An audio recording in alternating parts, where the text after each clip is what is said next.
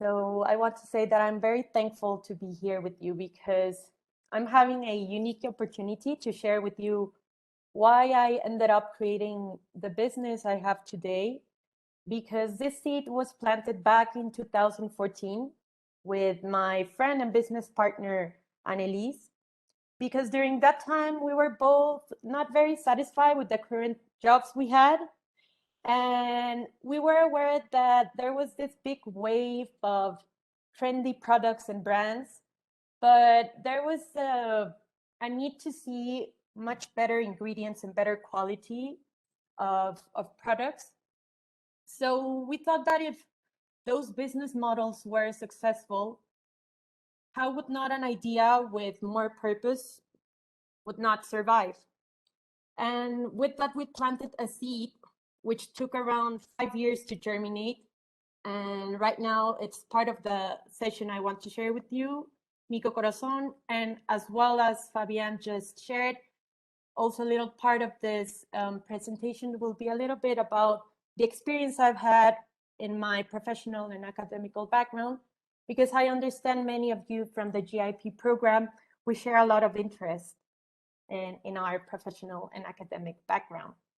I want to let you know that for the past 15 years, I've been through a journey which is very similar to maybe what you guys are studying in your master program. So the master program is kind of a shortcut. Your GIP program is a shortcut to my 15-year journey, because through the last 15 years, I've studied several topics and I've worked in different areas. For example, during my undergraduate years, I studied clinical biochemistry in Mexico. And just before graduating, I did a one-year internship in a UN agency in FAO, which is the Food and Agriculture Organization. Later, after I finished university, there is this little cloud in the middle, and that's when maybe I wasn't sure where I was working or what I was doing. But since that period, even in complicated times, that's when the seed of my current business started. Later on, I decided to do a master program in England, a Master in Science for Plant and Fungal Taxonomy, Conservation and Biodiversity at Kew Gardens. And also around that same time, I was able to join a consulting group specialized in climate change called South Pole. And since then, I've been a part-time consultant for South Pole. And later on, even though the seed of my current project, Mico Corazon, started when this little cloud was there placed around in 2014, the COVID situation kind of pushed us to start working in this project that was born in 2014. So I want to share with you a little bit about my professional experience, because I guess it could be of interest for you guys. While I did my internship at the FAO, at the Food and Agriculture Organization in Rome, which is the headquarters, I learned a lot about climate smart agriculture. And climate smart agriculture is this line of practices and ideas on how to make agriculture more sustainable, to reduce greenhouse gases whenever it's possible, and to help farmers build resilience to adapt to climate change. Because as you all know, agriculture accounts for over 1/4 of the greenhouse gas emissions, and even in some countries more.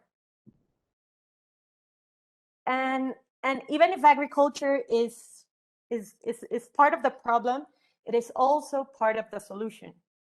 And during that time, that was very clear to me how all these practices could improve a lot this climate crisis we are facing. Later on during my master program, I did my dissertation program at the Millennium Seed Bank. This seed bank is one of the biggest in the world, which hides an underground collection of over 2.4 billion seeds from around the world. Most of the research that is carried in at the Millennium Seed Bank is aimed to achieve plant conservation and sustainable use. So XC2 conservation or seed banking is a critical practice for these recent times of mass extinction, because biodiversity is essential to food security and nutrition locally and globally. So later on, also during my early years in South Pole, I started as well collaborating in projects for evaluating the opportunities for net zero strategies, especially in agribusiness companies. And with that, I had to apply a lot of the knowledge that came from my internship in FAO with adaptation and mitigations practices in agriculture, and as well with all this ecology from my master's. It has been also very valuable to contribute in this type of consulting projects, so I can deliver as well like recommendations that are not just based on business, but that business should also consider the ecological and conservation side of the story. Well, then, now I want to briefly introduce you to what is Mico Corazon. And Mico Corazon is my company. The name of the company is composed by two words or two concepts, which in a way are the lines of development of the company. Mico comes from myco. It means mushroom or fungus, and corazón in Spanish is heart. So my company's kind of integration of these two main lines, and we're dedicated to commercialize mushroom powder presentations or extracts that are generally used for tea and infusions or for complementing food. And we as well use Mexican superfoods that come from Mexican producers that are devoted to conservation practices. And we sell on our e-commerce and in local stores these products. And we as well collaborate with nutrition and health coaches to deliver our products.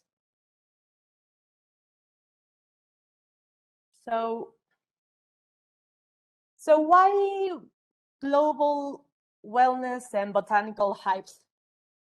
As I was telling you in the beginning, well, there is a big market that exists for botanical ingredients and for, well, a big market, and as well agriculture produces all this big production of botanical ingredients, which are an important resource for a lot of wellness products. And the wellness market is a very big niche, which is valued in 1.5 trillion. And it's a market that is growing up to 5 to 10% annually. Wellness in all its segments is rising as a priority. In fact, the Global Wellness Institute defines wellness as the active pursuit of activities, choices, and lifestyles that lead to a state of holistic health. So as consumers are increasingly taking their health into their own hands, wellness is now seen through a much broader and more sophisticated lens. We're not just talking about fitness and nutrition, but also we're talking about overall physical and mental health and appearance. Last year, in fact, McKinsey, a famous consulting firm, did a survey on future wellness and identified that since 2 or 3 years ago, there has been a substantial increase in prioritizing wellness in consumers every day. This chart, I'm presenting this chart because it gives us an idea of the main segments that are present in the wellness market. And I put here this purple hours just to highlight which are the main segments my company, Mico Corazon, is aligned to, as the products we commercialize are aimed to provide a healthy diet, are part of a traditional medicine, and can be a resource for prevention and improving public health. So I want to let you know that we are a young company, and we are lucky that this trends or these points were obvious to us. So we had to look for more natural products. We had to be, or our communication had to be very much personalized to the segment or to the niche we are addressing to. And that we have been using a lot of the digital tools such as e-commerce and even Amazon to sell our products. Also, right now in this niche or in this segment, influencers become a very critical ally. And in order also to improve the service and our extension with the customer, we deliver complementary services such as like nutrition programs or assistance from a nutritionist. But now I want to jump into a niche within the niche of the wellness sector. And these are the medicinal mushrooms, which are becoming more and more popular in the Western world. I'm assuming that many of you guys here, maybe especially from Japan or from Taiwan, are fully aware of medicinal mushrooms because they probably are very popular in your daily basis, right? Well, what has been going on in this side in the Western world, the United States or the Americans in general have been very, very interested in all these benefits the mushroom provide, and they've been popularizing their uses in a lot of like blends and daily protein intakes. So even like with the pandemic going on, mushrooms became even more popular because of the immune enhancer support they provide. And I just want here to share this slide because I think it kind of summarizes a little bit about the medicinal mushroom market. And I wonder, well, from the ones that are here present, do you guys know when a medicinal mushroom, or do you often consume or take for a remedy? Or is it, or you're not really aware of which mushrooms I'm talking? I have no idea. I'm not really familiar with this. I have no idea either. Oh, really? Oh, wow, amazing. Okay, so well, medicinal mushroom market is huge. There are 3 main regions of production, especially Asia, because many of this mushroom come from the traditional medicine, like Chinese medicine. And as they have become more popular in North America, the industry is growing a lot. And within the industry, you find a lot of variability in the quality and in the presentation of the products. You may find them either by type of species, by the presentation and form, and their function has been categorized mainly as antioxidants, as immune enhancers, and as complementary to improve skincare. So peer-reviewed science has been studying a lot of the health-promoting properties of the mushroom, such as like the compounds found in the fruiting bodies, in the mycelia, and they have as well purified the bioactive pure compounds. With that, they have found a lot of antibiotic properties, anti-carcinogenic, anti-diabetic, anti-fatigue, anti-hypertensive, anti-hyperlipidemic, anti-senescence, cardioprotective, hepatoprotective, nephroprotective, and neuroprotective properties. As well, there have been certain fungi or species that have been seen that they improve anxiety, cognitive function, and depression. And some of the most widely studied species include shiitake, maitake, where probably I'm saying the popular name in English, but you guys, colleagues from Japan, will probably know these mushrooms because they're supposed to be very popular in your daily intake.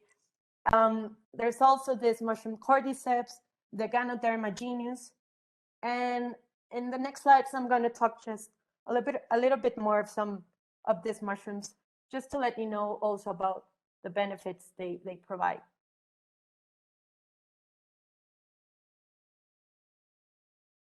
So this is a turkey tail mushroom. This is a multicolor, often forming rosettes of overlapping fruiting bodies. They can vary a lot in color. Sometimes you may find them blue, sometimes black, and it is one of the most common polypores in dead hardwoods.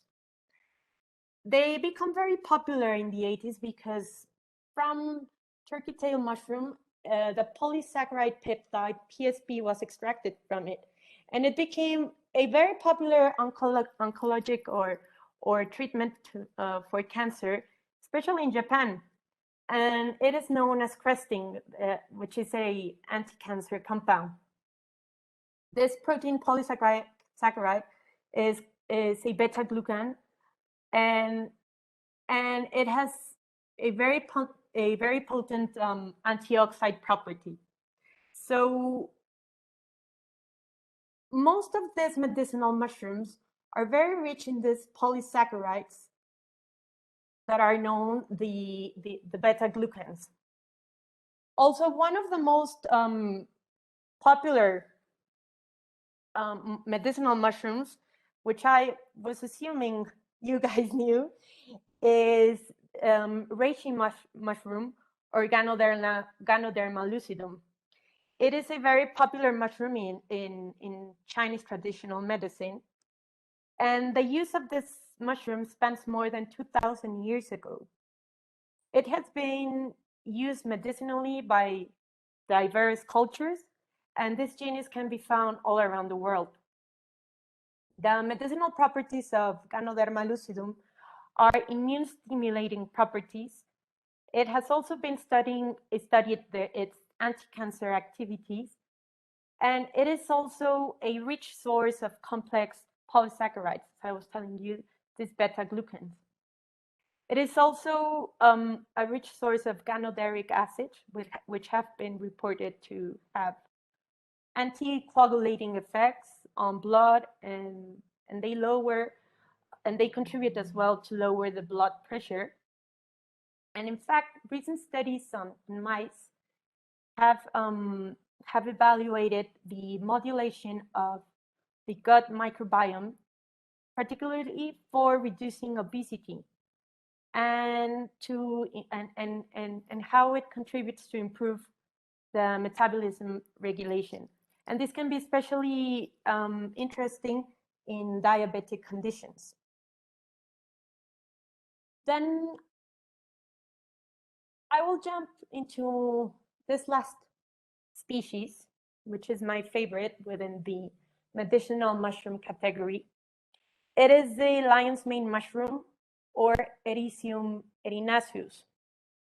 Its morphology is very particular. It's typically white, which is composed of downward cascading non-forking spines.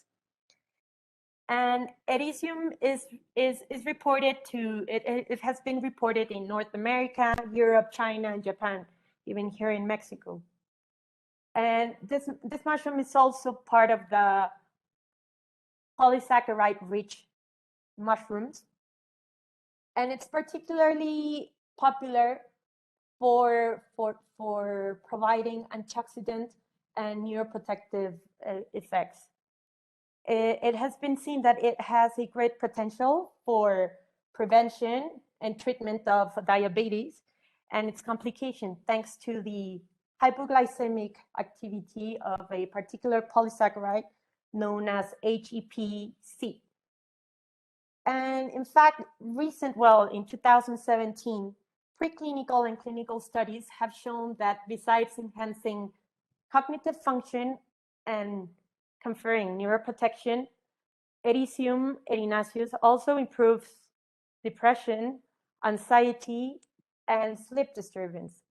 So, as you may see, many of these properties within the mushroom kind of are well aligned to the needs this wellness market and sector is looking for. So that's why this line of botanical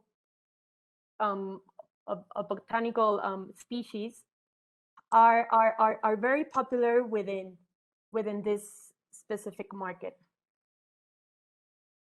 However, I would like just to share as well that this medicinal industry is huge, and the presentation of the products can vary a lot. I mean, the quality of it can vary a lot. At least in North America, where they have, you can find very industrialized farms, or you can find organic farms, because, well, in fact, America is the market I rely on getting these products, because in Mexico we don't have a fully developed or big industry. So I have been searching for the ideal producers that can comply with good quality products, and not just mycelium colonized grain where fruiting bodies are not fully developed. And that's very common to see, that they will just sell you just grain colonized by mycelium, and maybe the whole spectrum of compounds that have been proven to benefit health are not there available. And in fact, like for example, in this picture where you see the turkey tail, there are other production lines or organic farms that are more compromised in delivering like the fully organism.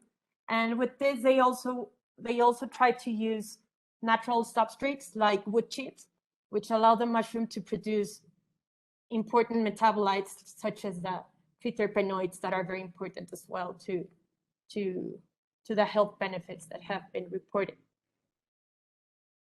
So what this is just here, just a brief example of the variety of products that can be seen from this mushroom world.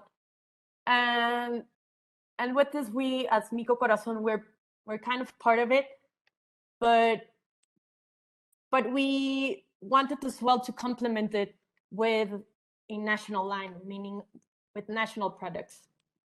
So I would like to connect how all this wellness and mushroom trends align to my local context.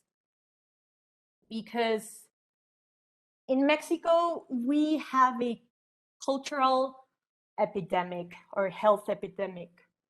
In recent decades, Mexico has undergone a transformation of epidemiological standards as a result of changes in consumption patterns and lifestyle, like to be more sedentary and to eat, and also Mexicans tend to eat more processed foods.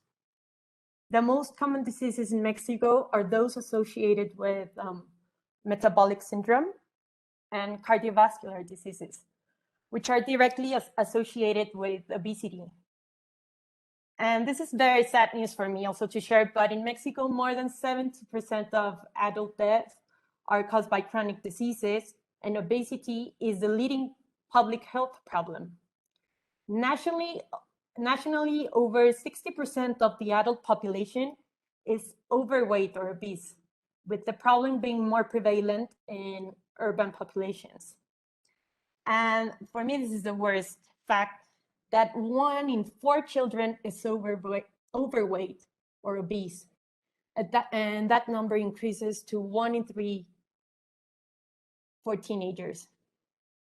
So this problem has been called a cultural epidemic, because these changes have to do directly with the values and the attitudes and practices that the consumer society imprints in the national culture.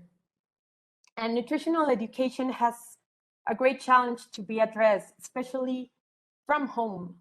From home is where we can see those changes of habits to be possible. So just here quickly, I want to, oh, this picture looks a bit weird. I just want to say as well that Mexico loses over $19 billion annually due to the effects of malnutrition. And the federal government has been in charge of massively disseminating education to Mexican consumers about the health problems in the population. And this has helped to increase the consumer health awareness. And with that, there is an increase in interest on prevention. And Mexicans traditionally have been very keen to natural products as preventive medicine.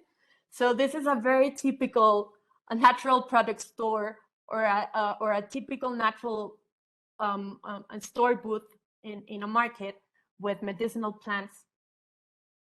And even though this medicinal mushroom species that I just presented to you are not part of the popular medicinal heritage in the country, the current trend, and even more after COVID, to improve health has triggered an increase in the consumption of wellness and natural products among Mexicans.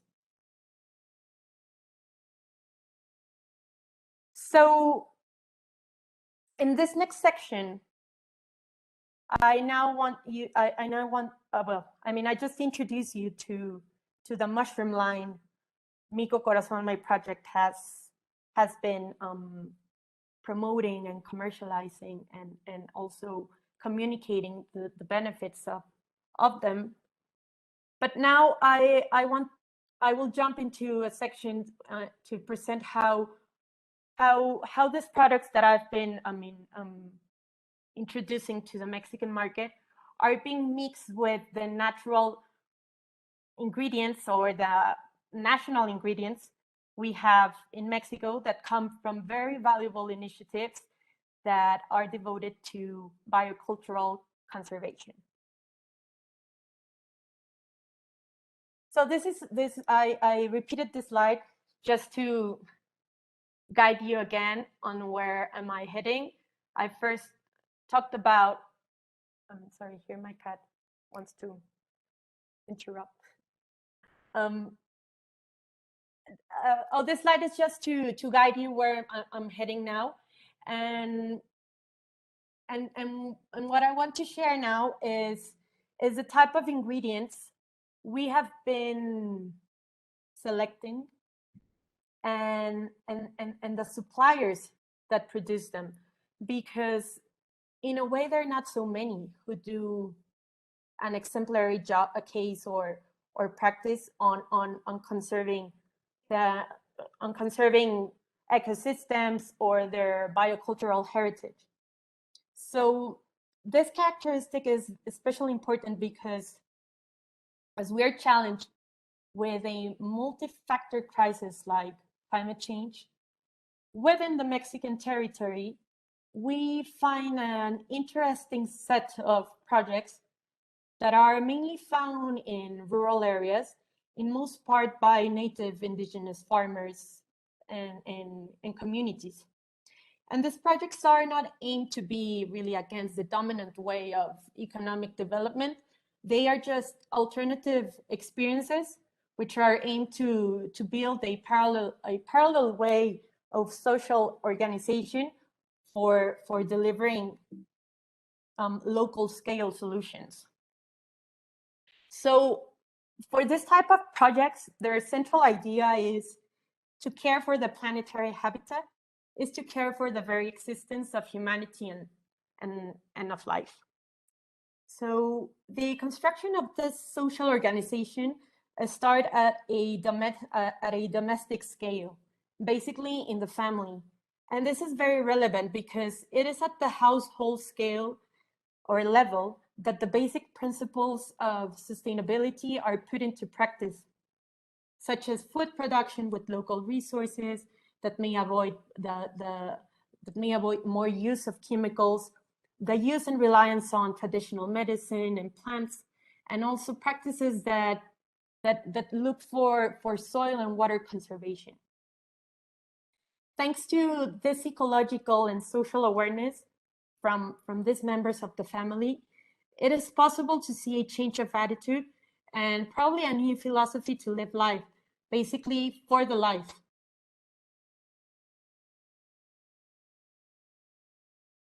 So with this, I just want to share with you that Mexico is the second country after Indonesia with the most biocultural richness. It is a mega diverse country where 10% of the diversity is found within the territory. And it is a primary region of diversity of major agricultural crops. For example, more than 100 plant species, mainly food plants like corn, chilies, squashes, beans, amaranth, avocado, vanilla, cacao, were domesticated in the Mexican territory. So this is a very nice chart of the diversity of corn, of native corn that can be found in Mexico. Also a variety of chilies, of beans, and also here just to let you know and remember that vanilla is originally from Mexico, and cacao has also been a very important cultivar that was developed in Mexico and then exported to the world. So this know-how on how to work nature has been perfectionated in a 9,000-year period. So without a doubt, a legacy of enormous value is the backbone of the biocultural heritage of Mexico. I mean, in fact, the agroecological aspect in the country is not only focused on agriculture and livestock management, but generally is more concerned with an ecological and ecosystem management of local natural resources, like forest resources and the conservation of this agrobiodiversity that I just shared, like national native corn, the agroforestry systems for production of cacao, the conservation of wild type relatives of vanilla, and well, many other things. So with this in mind, Mico Corazon, or my project, well, set like an internal supplier criterion for getting this ingredients. Because, well, here I share kind of like the easy way to access to ingredients. There are a bunch of databases where you just go and search what ingredient you have, and they will just launch or present a bunch of suppliers that are available with that ingredient. But in our case, we have carefully kind of curated our database of suppliers, which is not so big. But in a way, these are the key projects I would like to share with you, and why these projects in the end are important to support and to share what they do through healthy products and through also sharing the impact they have within a region for ecology, for the environment, and for the people who also work these projects. So guys, are you following me? Any question until now? Okay. All right. So I want you here to present a very nice project that produces amaranth in it's a very vulnerable region called Mixteca, and this is one of the most vulnerable regions with drought problems. Drought is one of the main problems in the Mixteca region, and the seasonal production of corn is lost every 7 to 10 years. Since 1980, the project, which is translated Water Forever, has encouraged the cultivation of amaranth, as it is a drought-resistant crop and it is very rich in nutrients.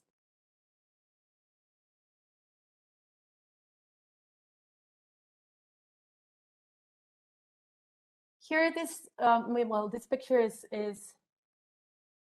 a presentation of amaranth organic flour that we buy to them. And also a very nice aspect of this project is that it has also been devoted to providing nutritional services to combat anemia and malnutrition among infants in the region. Amaranth is a cereal very rich in lysine, which not other, I mean, you don't find as much lysine in other cereals. So this is why amaranth is a very good source for completing the whole battery of amino acids. And in the case of these regions where malnutrition persists, this project has been guiding on how to intake in diverse presentations amaranth, so the kids can have a more proper development, complete development.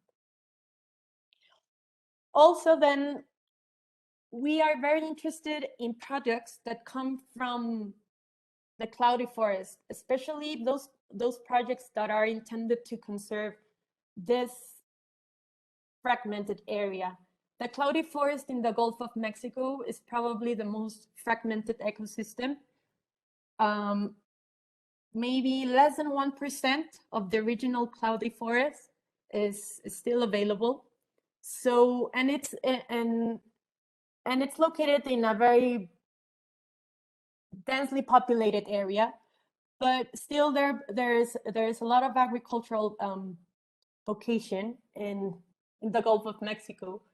And it's very interesting to find people that are very sensible to protecting this ecosystem. For example, in this first picture, we see a beekeeper, Don Andres, that is very aware of the diversity of stingless bees that are in the area. And with that, he produces honey from this type of stingless bees called meliponas. To him, we buy him honey because even though he has a very small production of honey, we want to extend our platform for him to sell his honey whenever he needs to sell it, and that way also to contribute to his conservation activities within the area by providing pollination services. Then in the next picture, we have a ranch. It's an agroecological ranch called Agua para Manantial. And this agroecological ranch has been producing spices such as turmeric, cinnamon, pepper, and also coffee. And it's also a very interesting project because it's as well devoted into conservation, soil and water conservation activities. Then the next picture, if you guys didn't know what a vanilla bean looked like, this is a vanilla bean. And I want you to know that vanilla is originally from Mexico. It was exported to the world after later in La Reunion and in Tahiti and other islands. That's where they found out how to propagate it by hand. But vanilla is, and its species can be found in Mesoamerica. However, unfortunately, due to the loss of this cloudy forest and this ecosystem, a lot of the wild type relatives from vanilla are in danger of extinction. So we found this very interesting project, which is aimed to conserve and sustainably manage or environmentally manage the propagation of vanilla. And with that as well, we buy them vanilla to mix with the honey we buy as well from other producers in Don Andres. Also, a very important cultivar is cacao. And cacao used to be a very important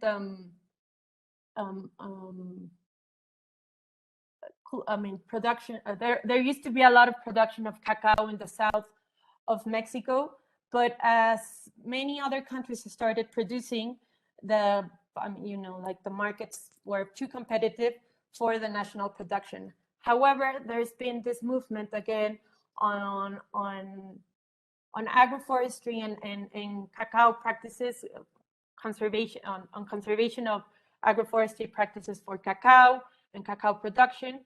So also with them, we buy them the cacao we use for the products we sell.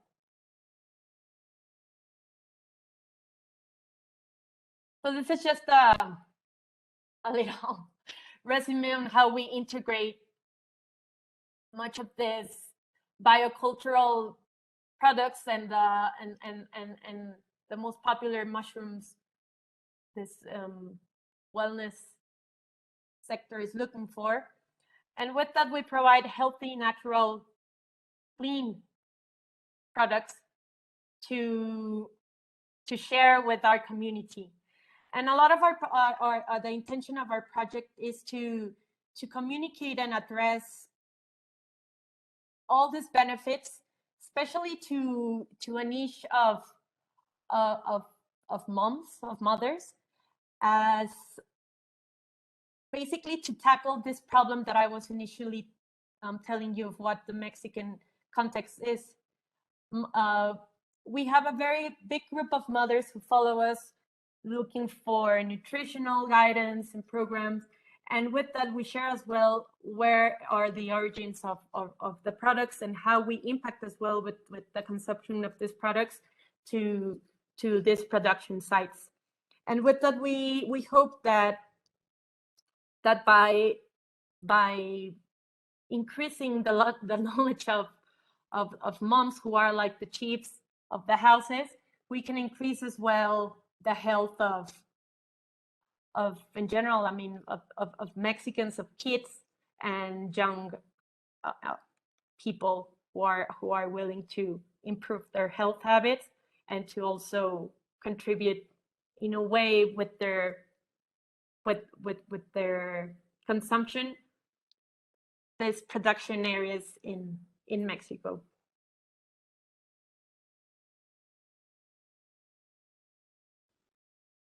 Well, the process has taken time. Definitely it has taken time, because you don't find them just like on a Facebook database or in this ingredient database, you have to go to the places and go to the local markets and ask the right questions, and even go to the places where they produce to kind of confirm what's going on.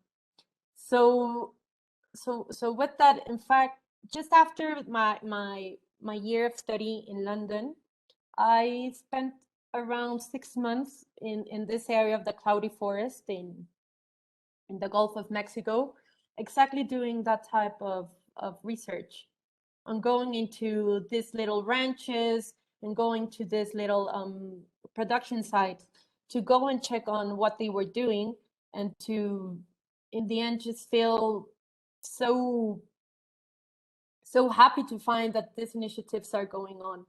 And in the end, it's happening, but it's not so common. It's not so easy to get to them. I'm still a small company. and still these groups are not so big, and probably they cannot really supply a lot. Only the Amaranth project has that capability because they are a very big conglomerate of families. But in the other cases, it's not that way. You have to go and find them in the market, in the, how you say, like in the people's markets, and ask to know who's doing this and that, and suddenly you start finding the way.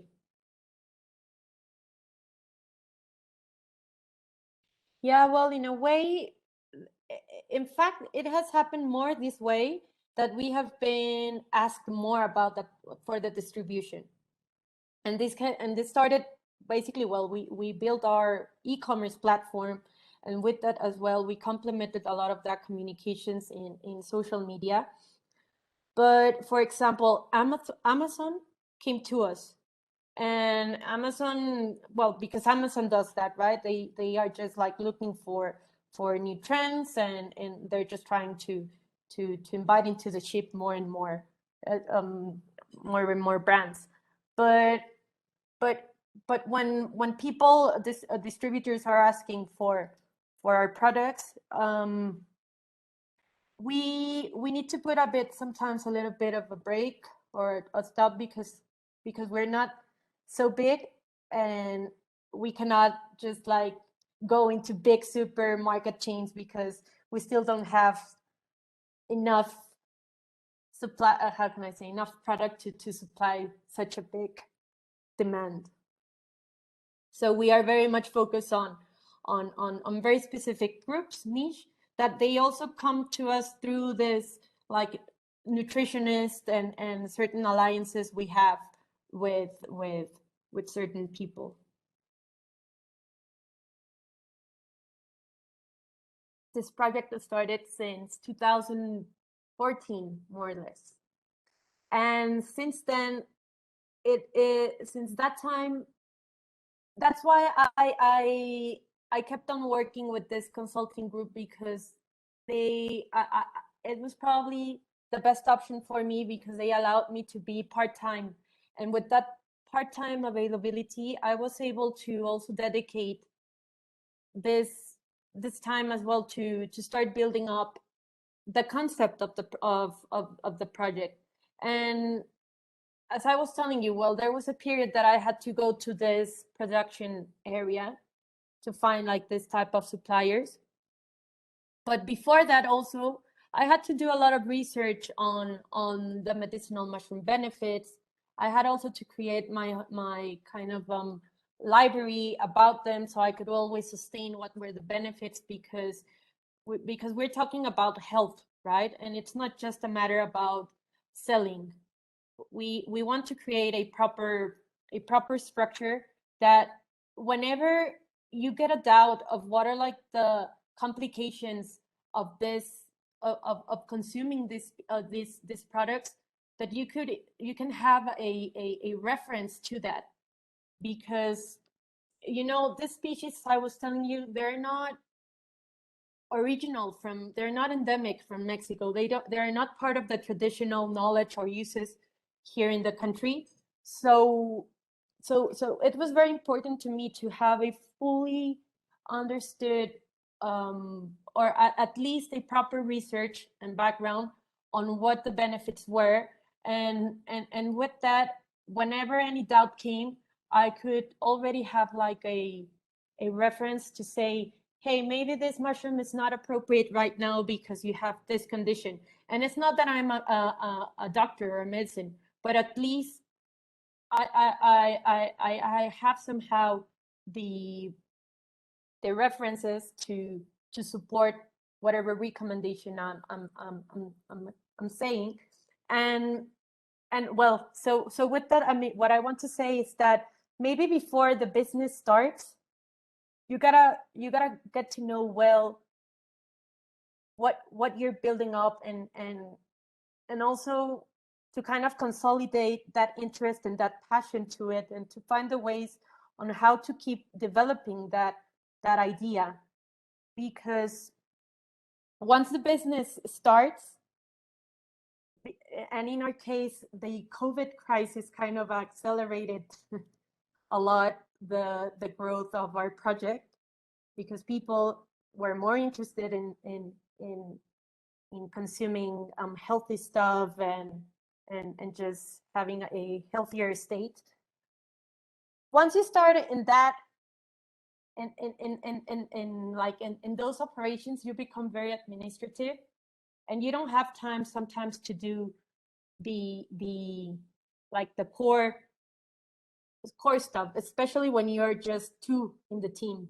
No, I mean, right now we've grown and we're now 5, but at the beginning you have to do everything, and normally you have always also to put a bit of the money from your pocket, but when you don't put like all the eggs in one basket, and just be patient on that little seed, just inoculate it. I mean, little by little it will run, and that will take time, definitely. So don't, when it's like your personal project and idea, don't just lose patience to it. Keep on nurturing it. Keep on, if you're not probably selling or having income from it, well, maybe develop or research on another topic that will have like how do I say, like to build a stronger pillar within your project. So there's always something to do in your project ideas or business, but maybe there's time sometimes to sell, maybe there's sometimes to go and look for suppliers, maybe there's another time to do more research about the topic. So it's always like, get your own pace on your project. It has been a very gradual growth, and neither me or my business partner were interested in going like for a very risky business. We were just kind of confident that it was going to start, and it started moving suddenly. But it's probably a very different case to what many other kind of like startups or business do, because for them to grow faster, it obviously involves much more risk, much more money, and you want results faster.